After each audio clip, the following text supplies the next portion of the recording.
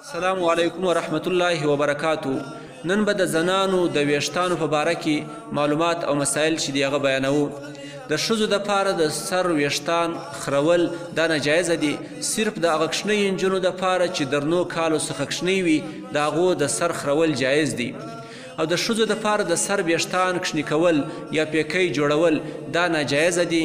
ښځو دپاره ویشتان د سر به دغی پرېږدي. صحابیاتو هم دغی پرېیښتي وو. او سر چې کوم وخت ډیر غټ سي هغه بیشته دوه سره سي بیا صرف دغه سرونه ځینې وهل دپاره د دې چې بیشتان صحیح سي دا جایز دي.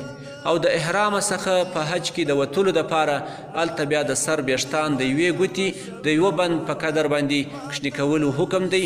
دغه ما سوایه نور به ښځه د سر بیشتان نه کوچني کوي. او د ښځو دپاره د سر بیشتان پر سر باندې سینځه ایستل یا یوه و دوې کوسۍ جوړول ودل یا دغی پرېښول دا ټوله جایز دي. خو صرف دا چې د فاسقاتو سره به مشابهت نه راځي او بل د خپل سړي دپاره به وي د پردیو خلکو دپاره به نه وي. خو صرف یو صورت ناجایزه دی هغه دا چې د بیشتان ګرده راجمع کړي پر سر باندې د بوک رنګه د اوښ د بوک رنګه جوړ کړي دغه ناجایزه ده. د ښځو دپاره د خپلو وریزګو کښل دا ناجایزه دي. په حدیث مبارکه کې پر دې باندې لعنت راغلی دی.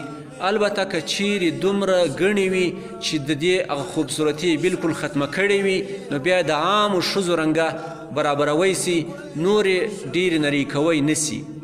د ښځو دپاره که چیرې ژیره یا بریتونه راسي نو د هغو کښل یا په پوډر باندې صفا کول دا بهتره دي مستحب دي. او د مخ نور بیشتان چې دي هغه هم په پوډر باندې صفا کولو اجازه سته خو چې د خپل سړي دپاره وي د پردیو دپاره به نه وي.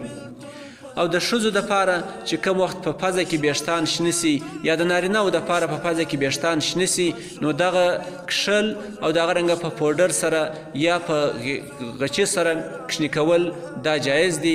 خو په غچې سره وهل چې دي دا ښه طریقه ده دی نه چې د بلې طریقې څخه ناجوړي پیلاو سي. او د بدن نور بدن باندې لکه پر لاسو پښو یا پر نورو اندامو باندې چې کوم ویښتان راسي دغه په پوډر سره د دې کښل او دغه رنګ ختمول دا صحیح دي. د نارینهو دپاره دغه رنګ د زنانو دپاره د بغل او د زیرناب ویښتانو د دې په یوه هفته کې کوچني کول او که په یوه هفته کې موقع نه سوه میلاو په 15 ورځو کې خو در 40 ورځو پورې چې دی هغه پرېښول بیا ګناهګاره کیږي او ګناه لري. خو د زنانې دپاره پوډر استعمالول چې دغه بهتره دي او د نارینه دپاره بلیډ استعمالول چې دغه بهتره دي او د بغلو د ویښتانو بیا کښل چې دغه بهتره دي. السلام علیکم ورحمت الله وبرکاته.